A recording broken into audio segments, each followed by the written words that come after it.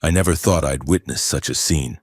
My parents, two people once hailed by all of Franklin as paragons of honor and virtue, standing by the creek, letting a small wooden box drift away in the current. At first I thought it was a memorial ritual for Lucia, my sister, who had died just a few days earlier. But as I followed the creek and saw the box caught on the bank, I bent down and opened its lid, and the world around me seemed to collapse.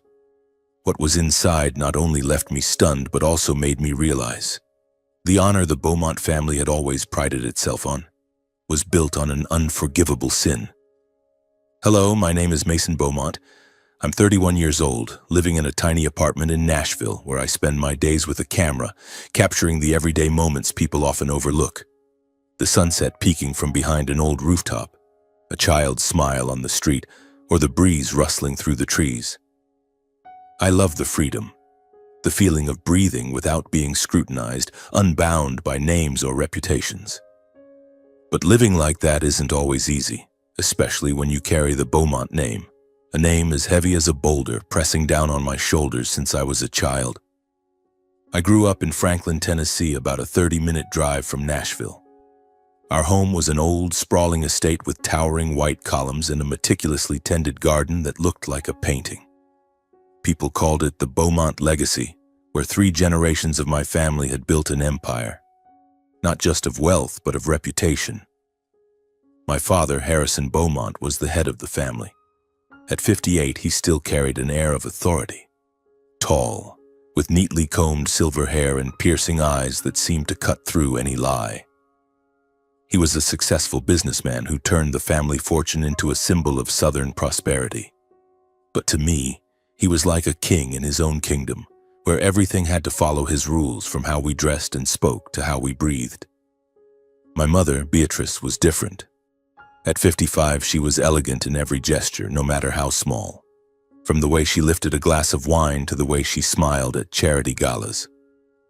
She was beautiful, flawlessly so, as if she had stepped out of a classical painting. But I knew that behind her smile lay a quiet fear of being forgotten, of disappointing my father, of cracking the perfect veneer our family had crafted. She always tried to do everything right, keeping everyone in the household on track, but sometimes I caught a fleeting, lost look in her eyes, as if she herself didn't know what she was living for. And then there was Lucia, my 25-year-old sister, the pride and joy of both my parents. Lucia was the only light in that cold house. She had golden hair that shone like sunlight, clear blue eyes, and a smile that could melt even the hardest hearts. My parents raised her to be the perfect Beaumont woman, intelligent, graceful, and capable of turning heads. But I knew that deep down, Lucia didn't want to be just a polished statue on display. She loved painting, the freedom of brushstrokes on canvas, and dreams she only dared whisper to me late at night when the house was asleep. Lucia was the only one in the family who made me feel a flicker of warmth, a trace of genuine love amidst the rigid formalities. The Beaumonts were Franklin's elite. We appeared in church every Sunday, dressed in expensive clothes, smiling for the cameras of local newspapers. We hosted charity events, sponsored cultural gatherings, and were praised as the model Southern family. But behind the iron gates of the estate, things were far from perfect. Every meal was a ritual, where conversations were carefully curated, as if a single wrong word could bring the world crashing down. My father ruled with the sternness of a dictator, my mother quietly complied, and I felt like an outsider lost in the very home where I grew up. I still remember the days when I was young, when Lucia and I would sneak into the garden behind the house, lie on the grass, and watch the clouds drift by. Lucia would tell me about her dreams, of becoming an artist, painting the world as she saw it, free from our parents' expectations. I'd laugh and tell her she could do it, that one day we'd leave this place and live a life where we didn't have to perform. But whenever I mentioned leaving, Lucia would go quiet, her eyes tinged with fear. She loved our parents, no matter how stifling they were, and I knew she didn't want to disappoint them. As for me, I gave up trying to please my father long ago. At 19, I left Franklin, moved to Nashville, and became a freelance photographer. I wanted a simple life where I could be myself, not Harrison Beaumont's son. But even after leaving, I couldn't completely sever the ties to my family. I returned to Franklin for holidays or obligatory family events. Each time I stepped through the estate's gates, I felt suffocated, as if the air thickened and pressed against my chest. Family dinners were always silent, filled only with the clink of cutlery on porcelain plates and my father's questions about my work, not out of care, but to check if I'd done anything to disgrace the family. My mother would try to lighten the mood with stories about charity events, but her eyes always darted to my father, seeking his approval. Lucia, in rare moments, would sneak me a small smile, as if to say she was still there, still my sister. Everything in our family seemed calm, like the still surface of a Tennessee lake under the sun. But I knew that beneath it, undercurrents were silently stirring. Some nights, sitting alone in my Nashville apartment, I thought about Lucia, my mother, my father, and wondered if the Beaumont's perfect facade could hide its cracks forever. I felt the suffocation building like a storm approaching, and I feared that when it finally hit, none of us would emerge unscathed. The cracks began to show at a community event in Franklin, an annual affair where the Beaumont family was always the center of attention. It was a crisp autumn day, the sky clear and blue, the air carrying the scent of dry leaves and the faint sound of violins drifting from an outdoor stage. I stood at the edge of the public garden, my camera hanging loosely around my neck, quietly observing the crowd.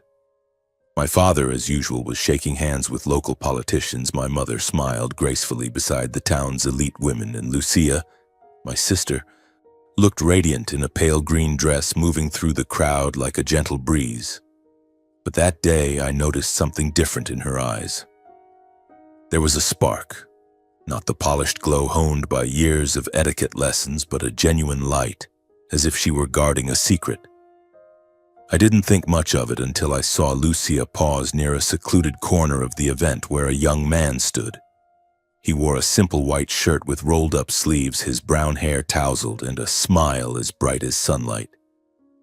That was Eli Turner, a mechanic from a small garage on the outskirts of town.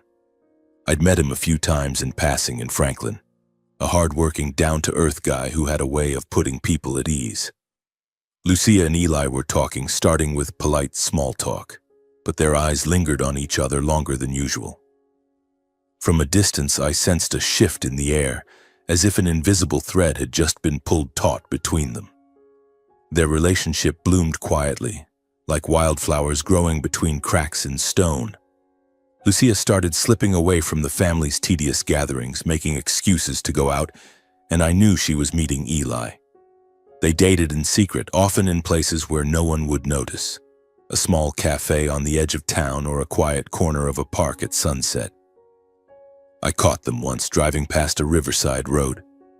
Lucia was sitting on a wooden bench, Eli beside her, both laughing, their hands tightly clasped. I stopped the car and watched them from afar, my heart warming. Lucia looked truly happy, as if she'd found a piece of herself she'd always longed for. But that happiness was as fragile as a petal in the wind. It wasn't long before rumors began to spread. Franklin was a small town where secrets had a way of slipping through walls. A friend of my mother's saw Lucia and Eli together at a farmer's market. A guest at a charity event whispered about spotting the Beaumont girl with a common man. Those murmurs quickly reached my father's ears. And when Harrison Beaumont heard something that displeased him, the world seemed to stop turning. I still remember that dinner, the air in the dining room heavy as lead. My father sat at the head of the table, his eyes icy, his lips pressed into a tight line. My mother tried to maintain her composure, but her hand trembled as she poured water. Lucia sat across from me, her head bowed, her golden hair hiding her eyes. No one spoke. The only sound was the dry clink of cutlery against porcelain plates.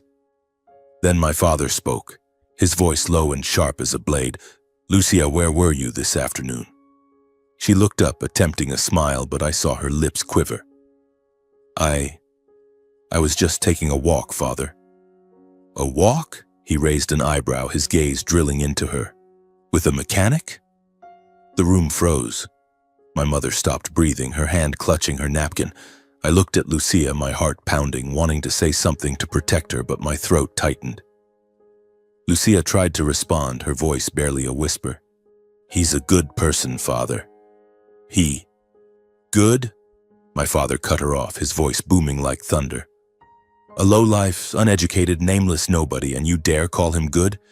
You're disgracing the Beaumont name." Lucia lowered her head, tears silently falling onto her untouched plate. My mother quickly intervened, her voice trembling. "Harrison, please, calm down. It's probably just a misunderstanding." But her eyes were vacant, as if she didn't believe her own words. I looked at my father, then my mother, then Lucia, feeling a quiet anger smoldering in my chest. But I knew that if I spoke up now, things would only get worse. From that day, Lucia changed. She spoke less, often retreating to the garden behind the house, sitting alone with her easel and paints. Her artwork grew darker, filled with heavy grays and deep blues, as if she were trying to paint her inner turmoil. She started avoiding family events, citing exhaustion or busyness. But I knew she was clinging to the last scraps of her freedom, the happiness she'd found with Eli. Then one day, Lucia came to me. She knocked on my Nashville apartment door late one evening, her hair disheveled, her eyes gleaming with a mix of joy and fear. "Mason," she whispered, gripping my hands tightly, "I'm pregnant." I was stunned, at a loss for words. Part of me wanted to hug her, to congratulate her, because I could see the joy in her eyes. But another part knew this news would be a bomb detonating in the Beaumont household. "Lucia," I asked, my voice hoarse, "have you told our parents?" She shook her head, tears streaming down her cheeks. "I know they won't accept it. But I love Eli. He's everything I've ever dreamed of. I believe they'll understand if I can just explain." I hugged her, but my heart was heavy. I knew my father. I knew his sense of honor mattered more than anything, even his daughter's love. The next day, Lucia told our parents. As expected, my father erupted in rage. He called Eli a gold digger, called Lucia a traitor to the Beaumont blood. He forbade her from leaving the house, cut off all contact with the outside world, and turned her into a prisoner in her own home. My mother, as always, stayed silent, but I could see her growing more haggard, as if each of my father's words was a knife cutting into her heart. I tried to speak up, to convince my father that Lucia had the right to love who she wanted, that honor wasn't everything. But he looked at me like I was a stranger, his eyes filled with contempt. "Mason," he said, his voice cold as ice, "if you say one more word, you're a traitor to this bloodline too." I felt powerless, but I couldn't stand by and watch Lucia be caged. I met her in secret at night, whispering through her locked bedroom door, promising I'd find a way to help her. But before I could act, Lucia took matters into her own hands. One night, when the house was asleep, she ran away with Eli. She left a small note on my desk, simple and brief. "Mason, thank you. I'll be okay." The next morning, Franklin was abuzz. Rumors spread like wildfire. My father, with his wealth and influence, quickly silenced the gossip. He announced publicly that Lucia had gone to study art in Europe, pursuing a prestigious program. The local papers, dependent on the Beaumont's generosity, dutifully echoed the story. But I knew the truth. I knew Lucia had chosen love, even if it cost her everything. After Lucia ran away, she vanished into thin air. No letters, no calls, no trace. My father, with his power and wealth, erased every clue about her. The newspapers stopped reporting, the whispers in Franklin gradually faded, and the name Lucia Beaumont was buried under the fabricated story of her study abroad in Europe. But sometimes in the quiet afternoons in Nashville, I heard vague rumors that someone had seen a girl resembling Lucia in a small town south of Franklin, living in an old wooden house with a man. I wanted to believe it was true, that Lucia was living happily with Eli, but every time I thought of it, my heart ached.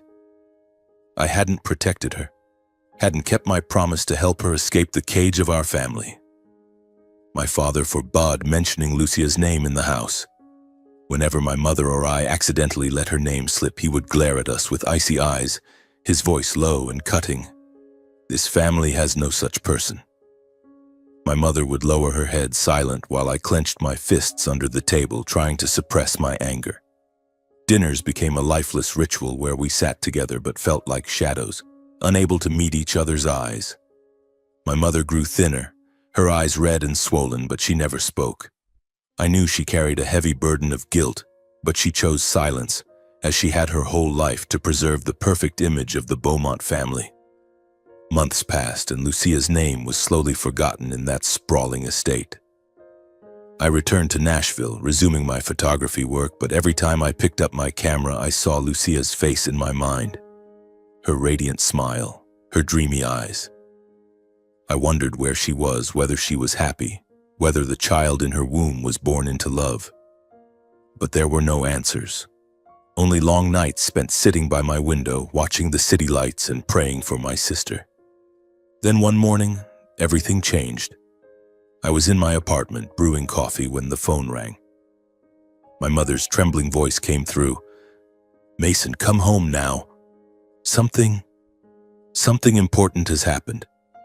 I asked what was wrong, but she only repeated, "Come now, Mason. Please." My heart raced, a sense of dread surging like a wave. I jumped in my car and drove frantically to Franklin, unsure of what I was about to face. When I stepped into the estate, the air was heavy as lead. My father sat in the living room holding a white envelope with the seal of Colton County Hospital. My mother stood behind him, her face pale, her hands clasped tightly. The housekeeper, Martha, stood in the corner, her eyes red and teary. I looked at my father, waiting, but he only pushed the envelope toward me, his voice low and deathly. "Read it." My hands trembled as I opened it. The words on the paper danced before my eyes. The hospital reported that a patient named Lucia Beaumont had died after giving birth, due to obstetric complications. She passed away just hours after delivery, with no family or husband by her side. The newborn was still alive, temporarily under the hospital's care. No one had come to claim the child. I read it over and over, as if reading it long enough would change the words, turn it into a different story. But no, it was real. Lucia, my sister, was dead, alone, with no one by her side. I collapsed into a chair, feeling the world crumble around me. "When?" I asked, my voice hoarse. My father looked at me, his eyes empty. "The letter arrived 2 days ago." 2 days. He had kept it secret for 2 days, as if his daughter's death was just a detail to be handled discreetly. My mother burst into tears, but she wouldn't look at me.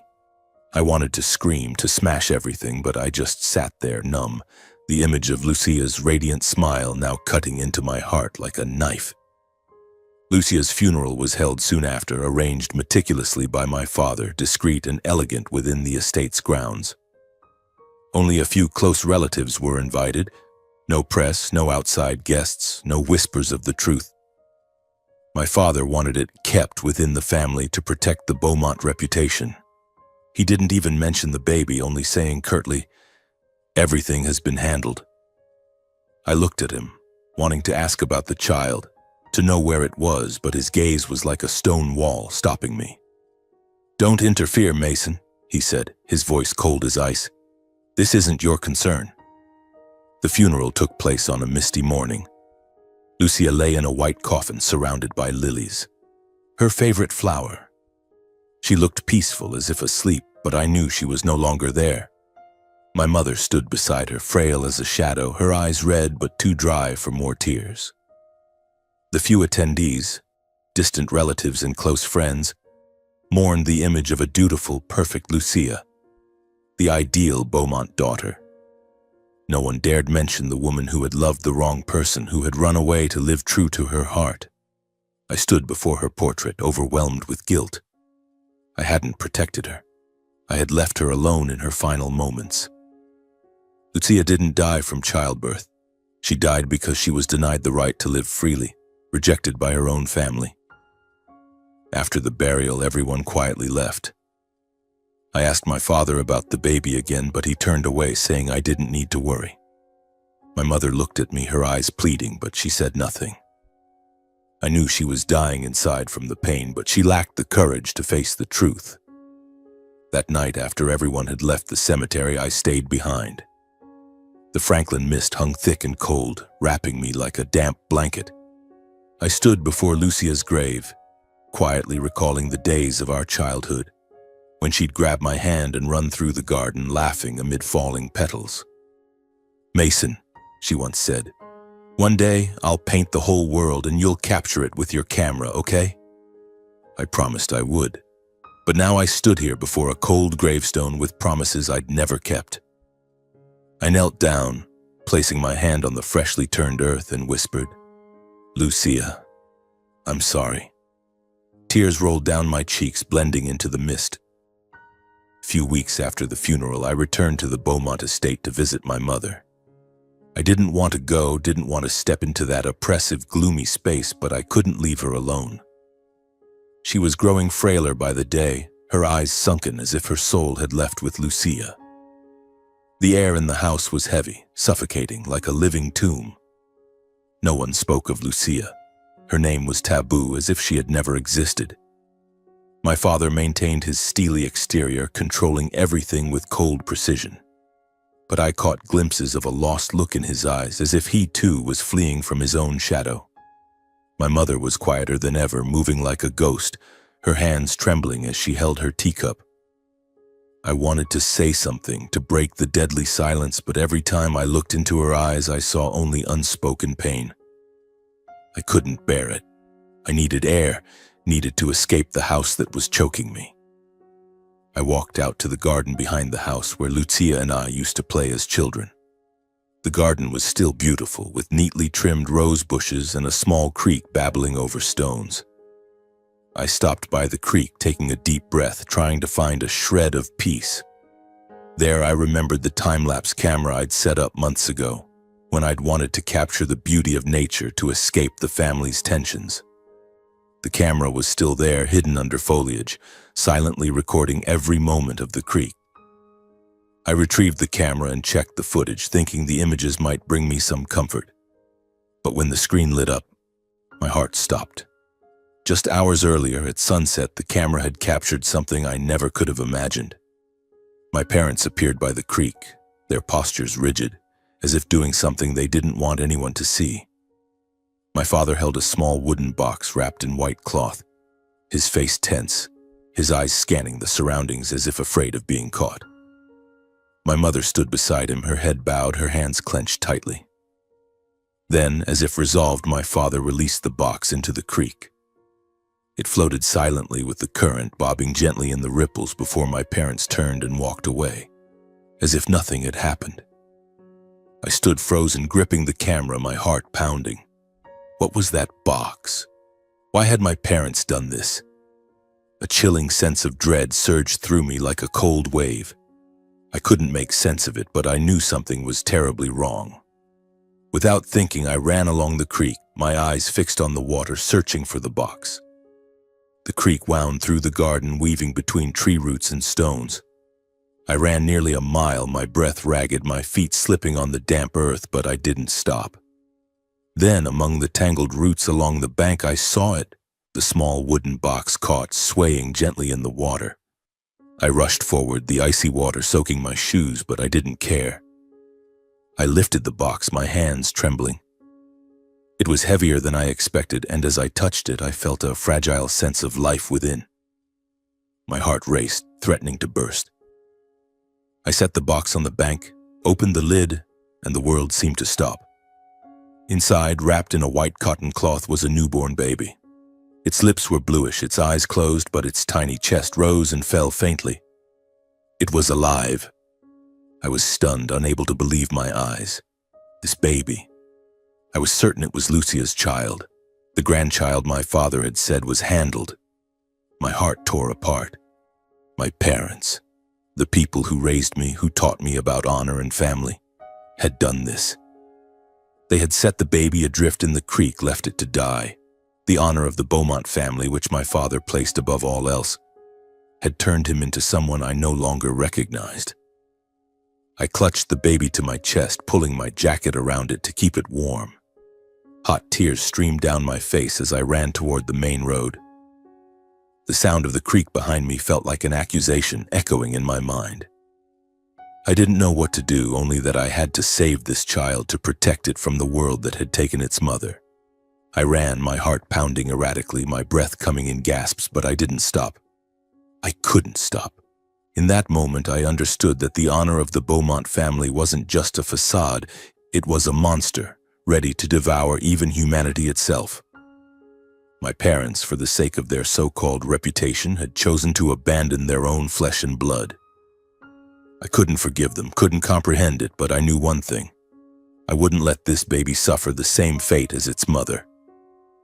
That night, I left the estate with the child.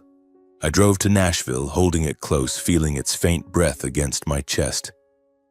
I didn't know what the future held, didn't know how I'd face my parents, but I knew this was the start of a new chapter, one woven with love, guilt, and redemption in the shadows. I looked down at the baby, its eyes fluttering open, and whispered, "Lucia, I won't let your child suffer. I promise." I didn't return to Nashville right away. I knew that if my parents discovered the baby, they would do everything in their power to cover up the truth, to preserve the perfect facade of the Beaumont family. Instead, I drove to a small town over an hour from Franklin, far enough that no one would recognize me. The night was bitterly cold, the sky full of stars, but all I could see were the bluish lips of the baby in my arms. I sought out a private clinic on the outskirts, its flickering neon sign like a final flame of hope. I knocked, almost pounded, on the door until a nurse opened it, her eyes widening at the sight of me clutching a newborn, my jacket soaked from the creek. "Help me," I whispered, my voice hoarse. "The baby. It needs to be saved." The nurse didn't ask many questions, quickly ushering me into the emergency room. The hours that followed passed like a slow nightmare.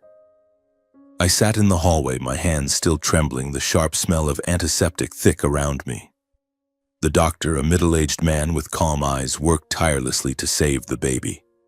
I didn't dare take my eyes off the door to the intensive care unit, as if blinking might make the child disappear. After what felt like an eternity, the doctor emerged, wiping sweat from his brow. "He's stable," he said, "but the boy is very weak. If you'd arrived a few hours later, he might not have made it." A boy. Lucia's son. I nodded, feeling as if a boulder had been lifted from my chest. I was led to a room where the boy lay in an incubator, tiny and fragile but alive. I placed my hand on the glass, tears streaming down my face. "Thank you, Lucia," I whispered. "You were strong until the end." I named him Lucian, a name meaning light in Latin. It was my prayer that his life would rise above the darkness he was born into, above the world that had taken his mother. I couldn't let Lucian grow up in the deceit of the Beaumont family, couldn't let him be bound by the so-called honor that had destroyed Lucia. I knew I had to protect him no matter the cost. I returned to Nashville but didn't go back to my old apartment. I found a new, small place in a quiet corner of the city where no one knew who I was. I filed papers to adopt Lucian as a single foster father, using the address of my photography studio to avoid any ties to Franklin. I didn't tell my parents or anyone else. I severed every thread that could lead them to Lucian. Each day I cared for him, changing diapers, preparing bottles, staying up through sleepless nights when he cried. My life now revolved around Lucian, simple but deeply meaningful. I was no longer Mason Beaumont, heir to a prestigious lineage. I was just Mason, the father of a boy who needed love. Every time I looked at Lucian's face, I saw Lucia.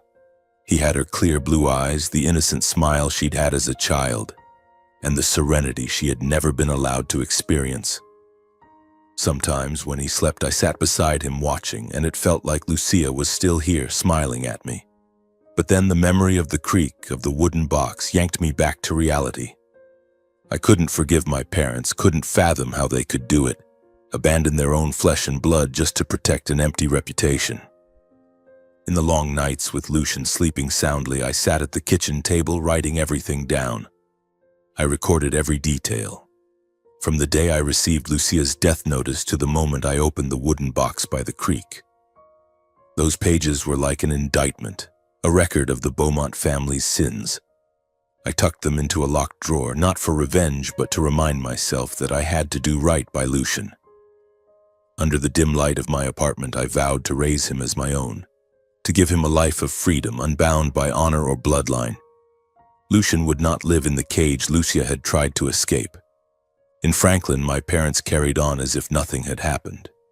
They believed the baby, their grandchild, had been handled. They attended charity galas, smiled for cameras, and upheld the flawless image of the Beaumonts. I didn't know if they ever thought of Lucia, if they ever felt guilt for what they'd done. All I knew was that every time I looked at Lucian, I saw a part of Lucia living on, and I would do anything to protect that light. Over the years, I gradually cut contact with my family.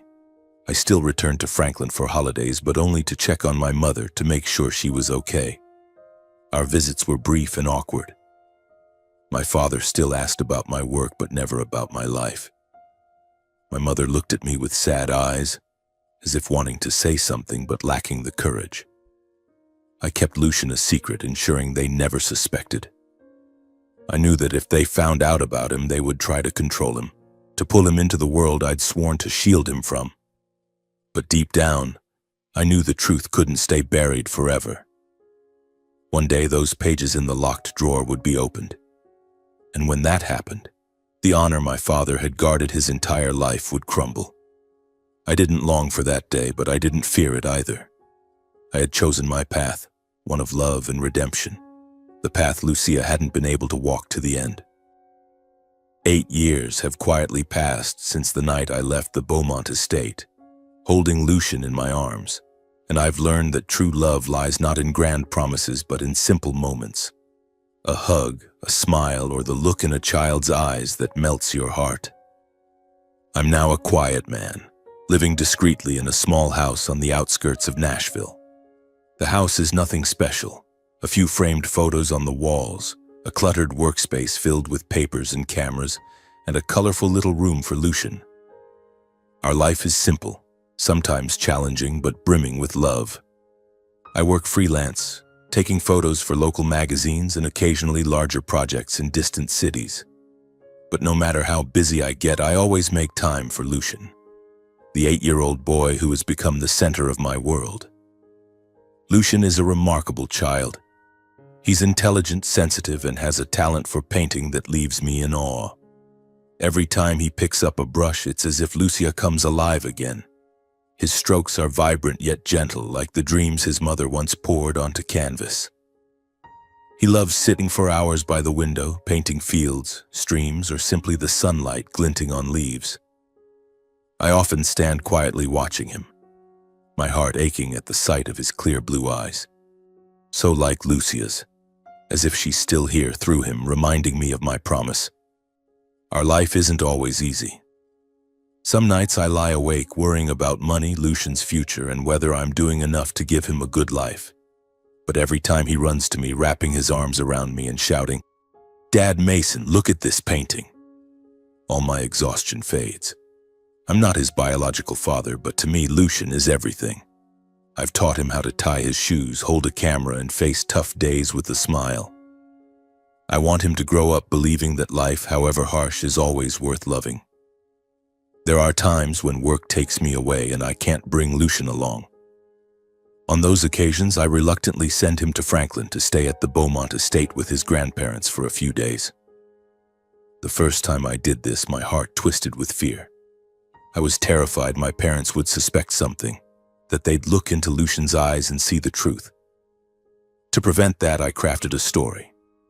Lucian was the son of an old colleague who saved my life in an accident. When the man died of illness, I promised to care for his son and adopted Lucian. My parents didn't ask many questions. Perhaps because they didn't want to dig deeper or because they were used to my unconventional life. But I knew that every time I brought Lucian to Franklin, I was walking a tightrope where the truth could come crashing down at any moment. Lucian quickly won my parents' affection. My father, with his usual sternness, seemed to soften around him. He admired Lucian's politeness and maturity, often nodding approvingly when the boy answered his questions with a clear, confident voice. "This child is well raised," he once said, and I forced a smile, hiding the pang in my chest. My mother was different. She looked at Lucian with a mix of love and pain, as if she saw a familiar shadow in him. Once I caught her standing by the window for hours watching Lucian paint in the garden behind the house. His paintings, with their soft hues, blues, pale yellows, and pinks, were strikingly similar to Lucia's from years ago.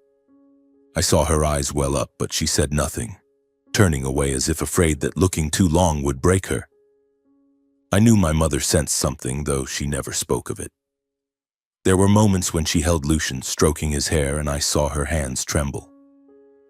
"This boy is special, Mason," she once said, her voice choked. "It's as if he carries a piece of someone we lost." I only nodded, unable to meet her eyes. I was afraid that if I said anything, the truth would slip out and everything would collapse. My father paid less attention.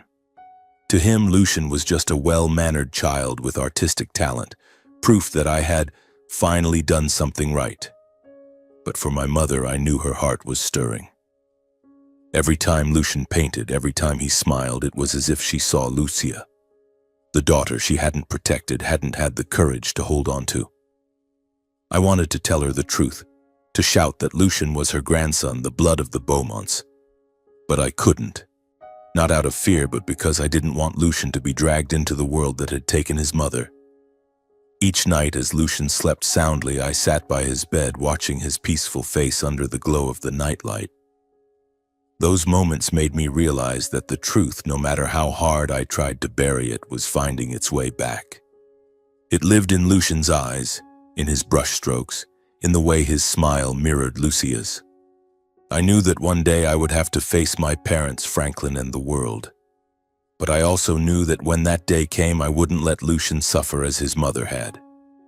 I live for that promise, for my love for Lucian, and for the belief that one day his light will dispel the darkness of the Beaumont family. But deep down, I know the tightrope I'm walking won't hold forever. The truth, like Lucian's paintings, will eventually come to light, and when it does, I'll have to face everything. My parents, the past, and myself. But that spring, as Nashville's gentle sunlight spilled across the streets, I felt a strange breeze, a sign that everything was about to change. I sat in our small house watching Lucian paint by the window, his brush dancing across the canvas, creating vibrant swaths of color. At 8 years old, his talent far surpassed his age. Each of Lucian's paintings was a story, a dream. One morning, while reading the newspaper, I stumbled across an article about the Young Talents of Tennessee competition, a statewide art event for exceptionally gifted children. I looked at Lucian diligently painting a stream glimmering under the sunset, and thought this was his chance to shine, to let the world see the light Lucia had left behind. "Lucian," I called softly, "would you like to try entering a painting competition? Just for fun, and maybe you'll meet other kids who love to paint like you do." He looked up, his blue eyes sparkling but tinged with hesitation. "I don't know, Dad Mason," he said quietly. "What if people don't like my paintings?" I smiled, ruffling his hair. "They'll love your paintings because they're as beautiful as you are." After a few days of thought, Lucian nodded, and I saw a spark of confidence in his eyes, the kind I'd always hoped he'd have. We prepared for the competition over the next few weeks. Lucian chose an idea he'd been nurturing for a while, a painting of the garden behind the Franklin estate, where he'd sat and painted with his grandmother Beatrice during visits. He titled it, "The Garden at Dusk." I watched him meticulously mix colors, each brushstroke like a whisper of the memories he shared with her. The golden orange sunlight scattered over rose bushes, the babbling of the creek. The day of the competition arrived, and Nashville glowed in the spring light. The venue was bursting with color, filled with children from across Tennessee carrying paintings, instruments, and sparkling dreams. Lucian stood among the crowd, small but confident, clutching his carefully wrapped painting. I stood behind him, my heart pounding with pride and nervousness. When the judges called his name, Lucian stepped forward, placing his painting on the easel, and I saw every eye in the room fix on him. The Garden at Dusk was a masterpiece, hues of gold, orange, and blue blending to recreate the Franklin garden like a dream, both tender and vibrant. I heard murmurs of praise, saw the judges' smiles, and knew Lucian had done something extraordinary. The results were announced at the end of the day. When the host declared, "First place goes to Lucian for his work," The Garden at Dusk, the room erupted in applause. Lucian stood there, cheeks flushed, his smile as bright as the sun. He ran to me, whispering, "Dad, Mason, I did it." I hugged him tightly, tears falling silently. It wasn't just Lucian's victory, it was Lucia's, her light still shining through her sun. Lucian's painting not only won first place but also earned him a prestigious scholarship from the Tennessee Young Artists Association. Local newspapers quickly picked up the story, calling him the talented young artist from Franklin. Images of Lucian standing beside his painting with his innocent smile and bright eyes appeared in papers and online. Franklin buzzed, Nashville buzzed, and while I was proud, a quiet unease began to grow. That spotlight, though beautiful, was drawing Lucian closer to the world I'd tried to keep him from. My parents came across the article one morning in Franklin. I wasn't there, but I could imagine the moment. My father sitting at the dining table holding the newspaper, his eyes lighting up at Lucian's name. My mother perhaps pouring tea, pausing, her hand trembling as she saw the boy's photo. They called me soon after, my father's voice brimming with rare excitement. "Mason, your boy has done something big." "Our adopted grandson, who would have thought?" My mother said less, but I could hear the emotion in her voice. "Lucian? He's truly special, Mason. Like a gift." They began boasting about their adopted grandson everywhere. At social gatherings, my father introduced Lucian as Franklin's young hope, his voice full of pride as he spoke of the boy's award. "This boy has a rare artistic blood," he said, unaware of how close his words were to the truth.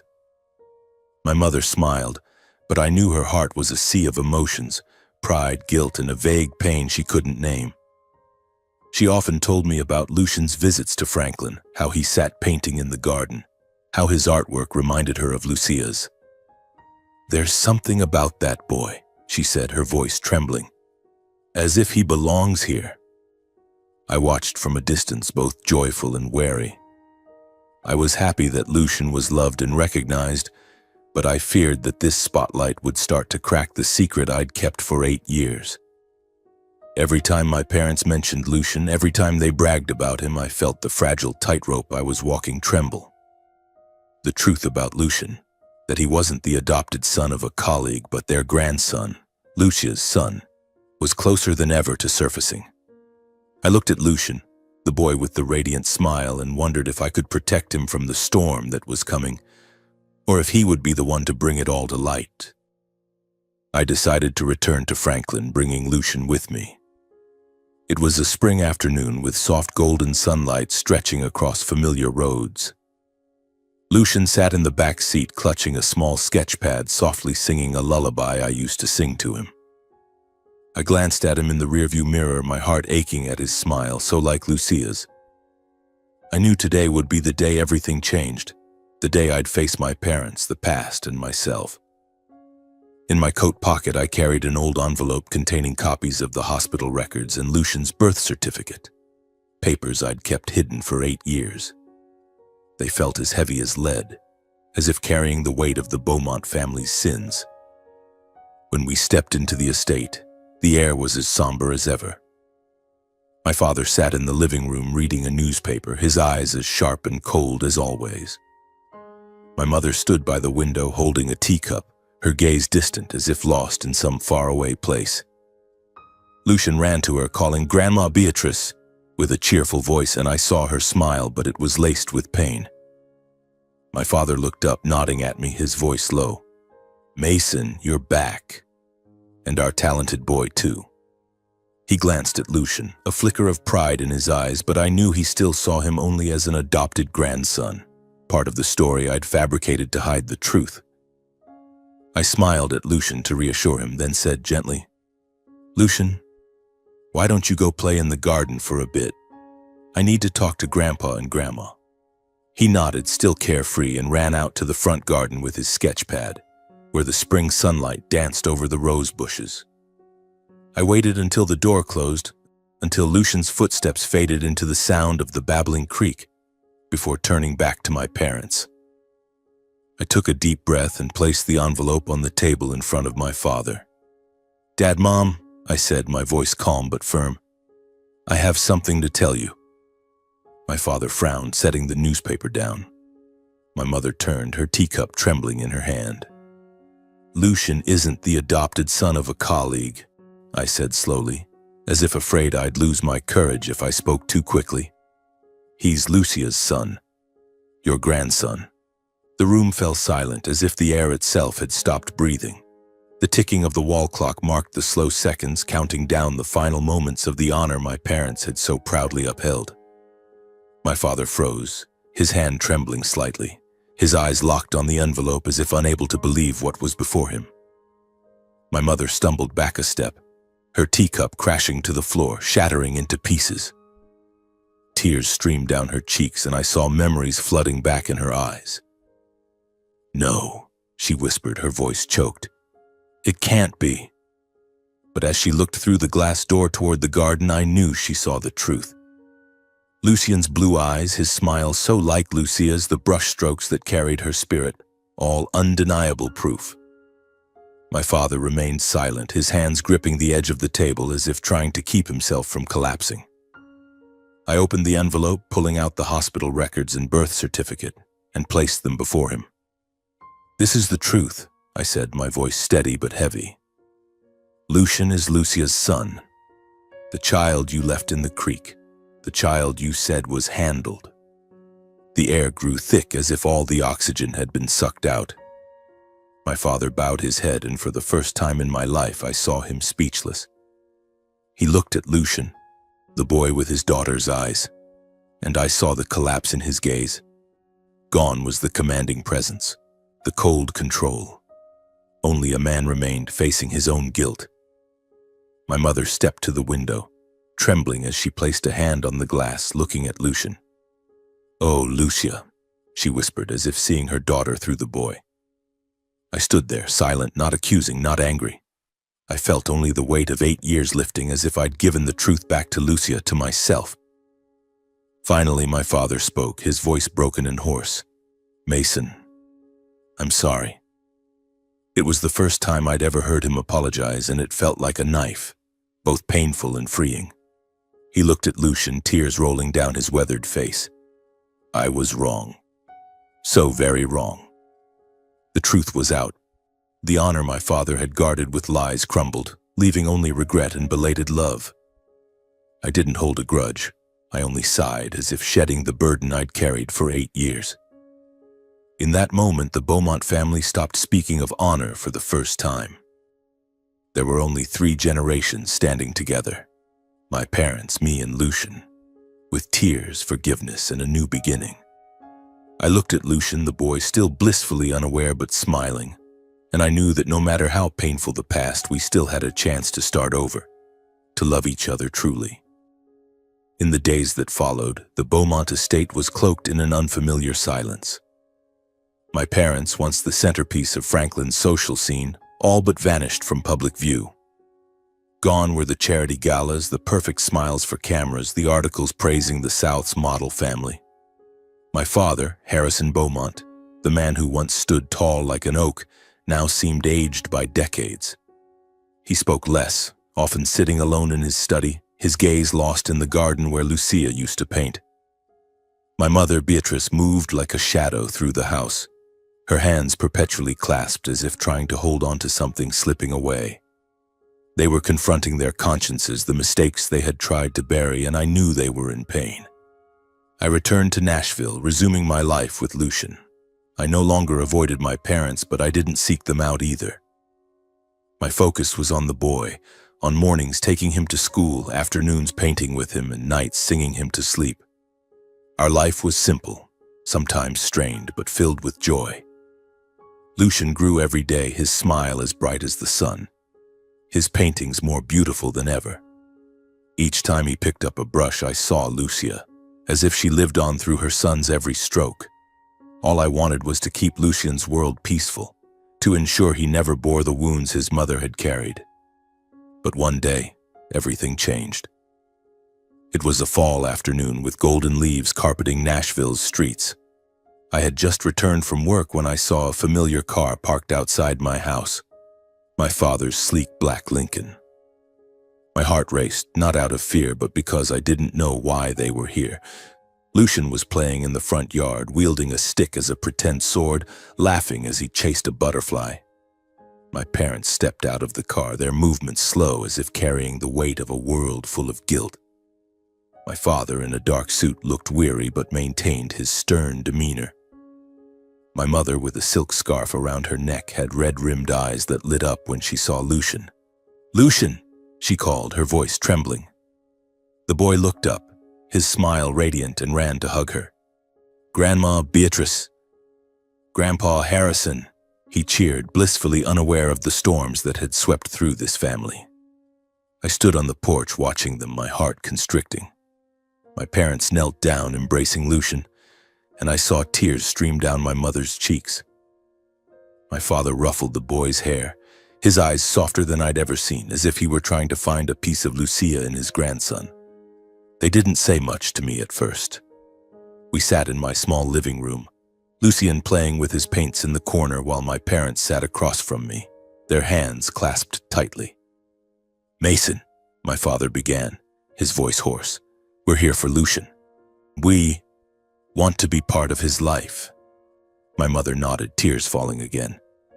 "We were wrong, Mason," she said, her voice choked. "We lost Lucia, and we nearly lost Lucian too. We're not here to make amends. We just want to love him truly." I listened in silence. I looked into their eyes, and for the first time I saw no fear of losing reputation, no cold control. I saw only genuine regret, the pain of parents who had lost their daughter and now wanted to reclaim family through their grandson.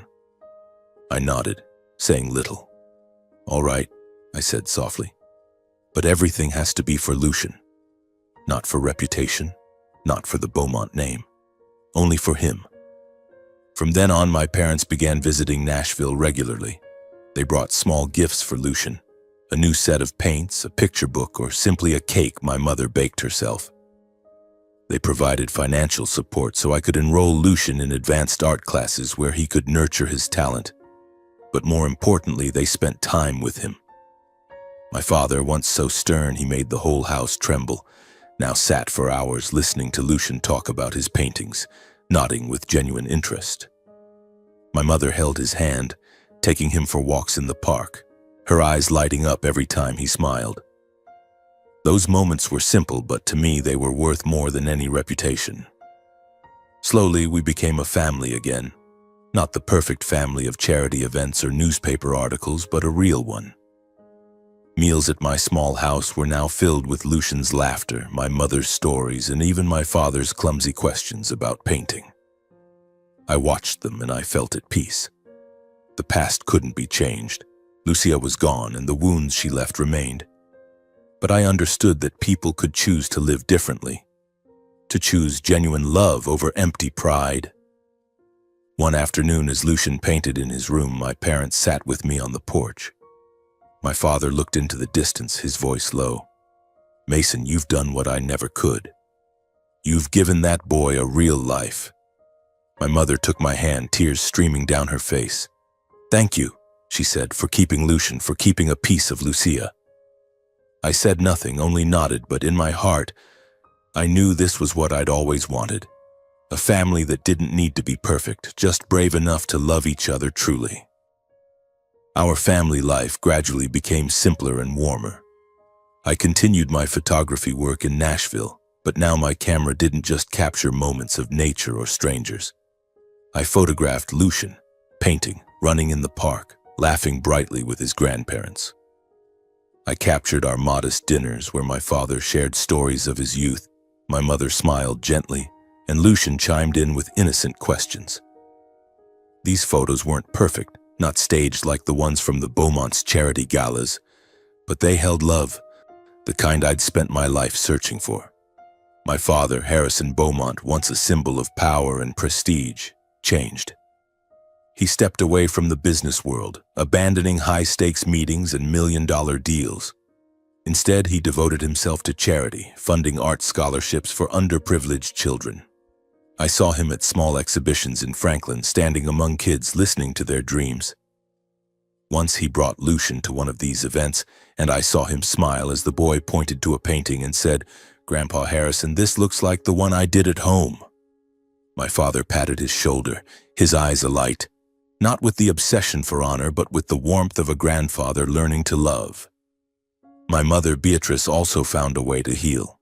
She reopened Lucia's painting room at the Franklin estate, a room that had been locked tight since Lucia ran away. She cleaned it, hung Lucia's old paintings, and turned it into a creative space for Lucian. Every time he visited Franklin, he'd run straight to that room, sit at the easel, and create vibrant artworks. My mother would stand nearby, silently watching, and I knew she saw Lucia in every brushstroke. "He's so much like your sister," she once told me, her voice trembling. "It's like she never left." I nodded, holding her hand, feeling the peace she'd rediscovered after years of fear and guilt. More than anyone, I understood that forgiveness doesn't mean forgetting. Forgiveness is learning to live with the past, accepting the wounds and turning them into strength. I didn't forget what my parents had done, the creek, the wooden box, Lucia's pain. But I chose to forgive, not for them, but for myself, for Lucian, and for the dream of a real family. I began writing a memoir, chronicling the Beaumont story. From the stifling days under the veneer of honor to the night I found Lucian, to our journey of rediscovering each other. I wrote not to accuse, but to tell the truth, to remind myself that love is always worth more than any reputation.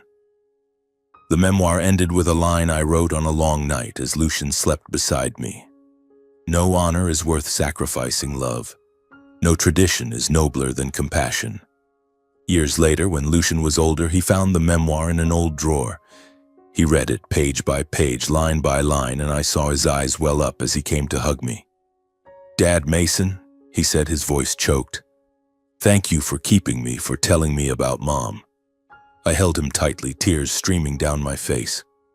Lucian understood that our family had once been lost, caught in a whirlwind of honor and lies. But he also saw how we found our way back. Through forgiveness, through the courage to face our mistakes. He carried that lesson not just in his paintings, but in how he lived, how he loved, and how he faced the world. Our story ended on a peaceful afternoon in Franklin. Under the ancient oak tree in the garden, I picked up my camera, ready to take a photo. My father sat on a wooden chair, his silver hair glinting in the sunlight, telling Lucian a story from his youth. My mother sat beside him, her hand entwined with his, smiling gently as Lucian interrupted with innocent questions. I raised the camera, and as they looked toward me, I pressed the shutter. The photo captured that moment. My father, my mother, and Lucian sitting together, their smiles serene, with nothing left to prove, nothing left to hide. Just love, simple and true. Looking at that photo, I knew the Beaumont family had found its path. Not a path of prestige or tradition, but one of compassion. I wanted to leave a message, not just for my family, but for anyone lost in empty values. Honor doesn't lie in bloodlines, but in how we choose to treat those we love. The Beaumonts once thought honor was everything, but we learned it only matters when built on love and sincerity. The truth can hurt, but silence is crueler. I kept Lucian's secret for 8 years, and with each passing day I realized that the truth, however painful, is the only path to liberation. Forgiveness isn't about erasing mistakes. It's about freeing yourself from resentment. I forgave my parents not because they deserved it, but because I wanted to live a life unbound by the past. Sometimes a family doesn't need to be perfect, just brave enough to love truly. I looked at Lucian, the boy who had become my light, my parents' light, and the light of the Beaumont family. Under that oak tree, I knew we'd found what mattered most. Not fame, not tradition, but each other.